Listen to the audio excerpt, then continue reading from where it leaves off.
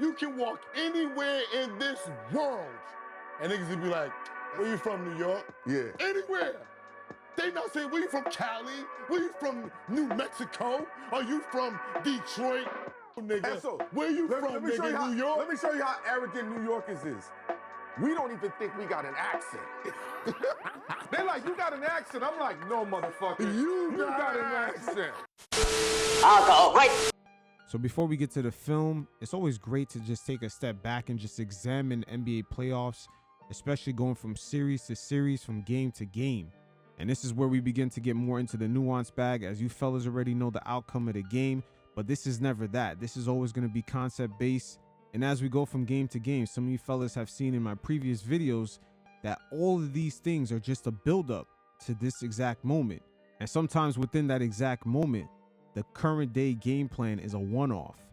And that's exactly what we saw in game 3, as the Knicks went away from some of their defensive strategies in games 1 and 2 due to the Celtics being so cold from the field. And that's exactly why I said sometimes the game plan is just for that exact moment. Because even in the Pistons series, with Cade Cunningham's three-point shot being so cold in games 4 and 5, we've seen in game 6, the Knicks also continue to give him open looks, which led him to go 0 for 8, and that really became one of the main deciding factors to close out that series. But an NBA playoff series, it's a long battle. There's a lot of things to overcome, especially mentally, because going from night to night, these guys can't dwell too much on just getting beheaded. That's part of the playoffs. Guys are eventually going to fall on a sword, and it's really how you recover. These are interesting times because us Knicks fans, we have a level of access to the player's perspective in which in no time period this has happened before. And once again, right before we get to the film, we're going to hear from Steve Nash as he gives great insight to some of the dynamics that play out in a long, grueling series. And keep in mind, Steve Nash is given a perspective from a player who's been down 3-1 against Kobe Bryant and led the Suns to come back and win that series. So he's no stranger to the highs and lows of a series, especially the toll it takes mentally as well as physically. And also, I'm going to add on to this. One of you fellas could correct me in the comments if I'm wrong, but I believe he was up 3-0 when he played for the Dallas Mavericks against the Portland Trail Blazers, and the Blazers end up tying the series 3-3, and Steve Nash almost fell victim to being the first team to end up blowing a 3-0 lead. So again, he's no stranger to the highs and lows going through a long, grueling playoff series. So we're going to get some great insight to some of those dynamics, and then we're going to hop into the game film and look at some of the concepts that stood out in game 3 that we can carry forward for the rest of the series. You guys check it out, and every once in a while, I'll check in. You know, we talk about this a lot, but like the playoffs, never too high, never too low. Like the overreaction, there's also shreds of truth in that from an emotional standpoint of a team. And if you haven't played a lot of playoff games, you're a young player, you haven't maybe learned those lessons or had a few scars, you can ride this emotional roller coaster, which doesn't help you, right? It's also like human nature. You play well and you win, you feel like you're never going to lose. Like again, the human element is always so fascinating to me because like, no matter how physically tough you are, like there's a resilience component to this that shows itself in so many ways.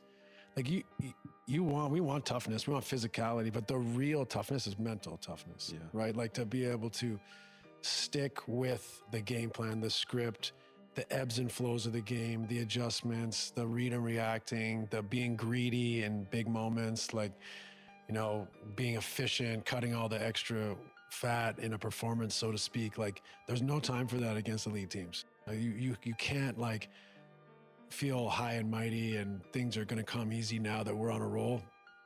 Things flip quickly, and then you needed that baggage that you left on the table. So I think that's a really important part about the playoffs is like the mental toughness, resilience to continue to push, to not feel too high, to not get too down, to just be steady in the moment, competing at all times. And I mean, it's kind of obvious to say, but like in practicality, that is a huge challenge.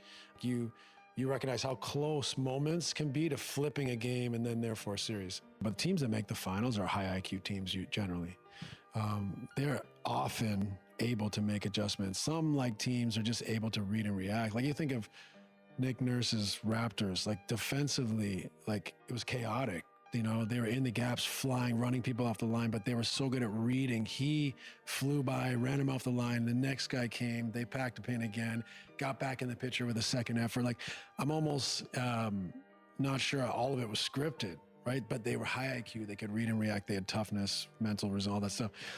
Other teams don't have that profile. They're not a high IQ team, so you're limited in what adjustments you can make, especially against top playoff teams.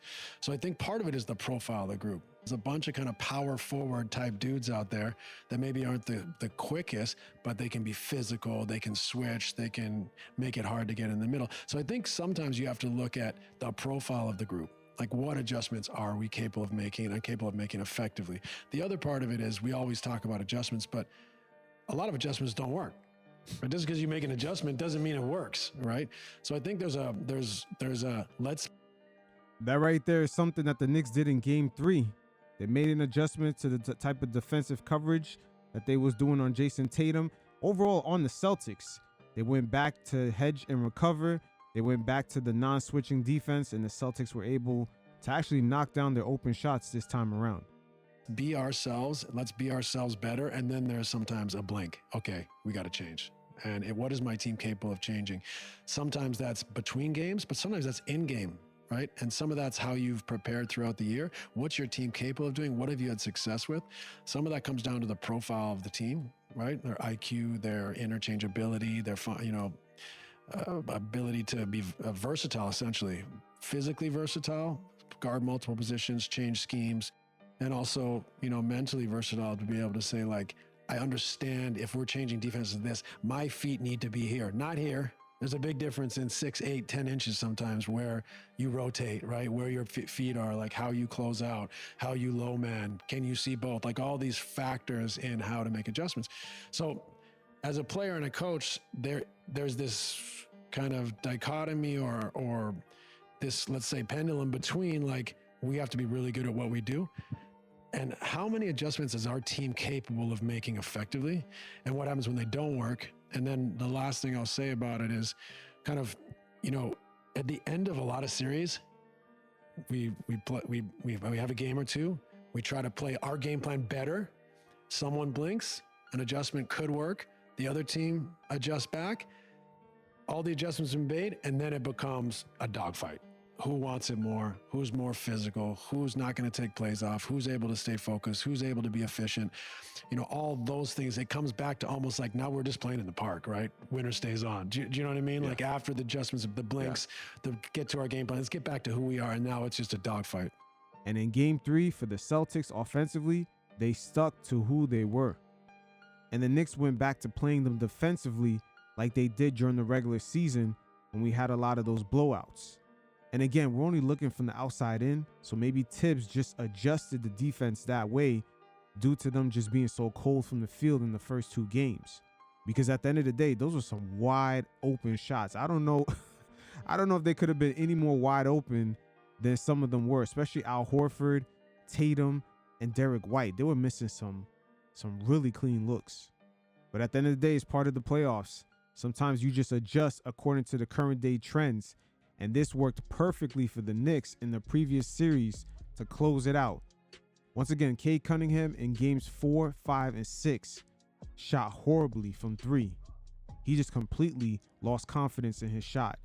I mean, he was exactly the polar opposite of what the Celtics were doing. He was passing up wide open looks.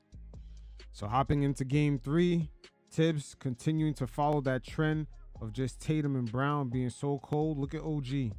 He's going over the top again, cat and drop. So they're conceding these open shots again. And this is completely opposite to what they were doing in game 1. Again, we're not in the locker room, so we can only perceive things from the outside looking in. But I don't fault them for going to this because Tatum was just so cold from the field in games 1 and 2. He wasn't even converting in certain 1v1 situations from the mid-range. Hopping right back into game 3. The Knicks once again choosing not to switch. Now, even though Tatum right here, he's not going to find Al Horford for the pass, but you see the advantage starting to open up. And then if Brunson closes out and Pritchard is wide open, and then if Mikal closes out once again, you got Derek White wide open. This is what the Celtics thrive on. But once again, Tatum doesn't convert here. This right here is actually a perfect example of it, because Brunson and mainly OG doesn't switch right here. It doesn't go back to Drew like they did in game 1. This is what the Celtics thrive off of right here. It's 4-on-3 situation. They got Pritchard right here in the corner. 4-on-3. This is what they're looking for, the advantage. Holiday, he actually missed the open man. Here's another example. Jalen Brunson, instead of switching, he tries to go over the top and try to recover. OG switches. And now KP has an advantage on Brunson, kind of shielding him right here. And this is what the Celtics want. 3-on-2 right here. 3-on-2. Here's the exact opposite in game 3. OG's right here on Tatum. They're going to switch multiple times. So now OG sticks on Cornette. Cat is now on Tatum. And Brunson is on White. And Knicks are going to go ahead and switch again. Now Cat is on Tatum. See, the Celtics right here. This is where you want to see Tatum and Jalen Brown prove their superstar status. Now hopping right back into game 3. Outside of the Celtics converting on their advantages, there was quite a few things the Knicks could clean up on. First of all, the peel switching right here with Cat. And just his body position right here is a little bit too slow to react. This should be an instant peel switch right here to Derek White. And OG would recover here and vice versa. And then Brunson recovered to Jalen Brown. They did a good job with it in games 1 and 2, but they were a little bit slow with it here. Here's another example of some of the cleanup Cat can do as far as positioning. Check him out right here. KP and Pritchard are wide open. He could better position himself, but let's see where he ends up. Look, he sticks on Tatum right here. He can more position himself in between this pass right here. He could still get to Tatum.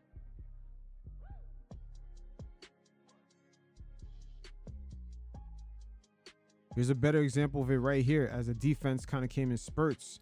Brunson right here with a nice switch. The peel switching is much better here. And then Josh Hart is going to switch right back. Brunson is going to go right on Pritchard. And then Mitch is going to go right on KP. Shot clock violation. It's almost as if the Knicks defense is going back to drop coverage or just hedge and recover. Made them more lackadaisical with the details. You also factor in the Celtics are hitting their shots, and the Knicks for the most part was down 20, probably played a part. And going back to what Steve Nash has said earlier, sometimes the game plan for that specific day does not work, like Tibbs testing out the Celtics shooters, and guys got to die on that hill and just forget about it, don't dwell on it, and move on to the next.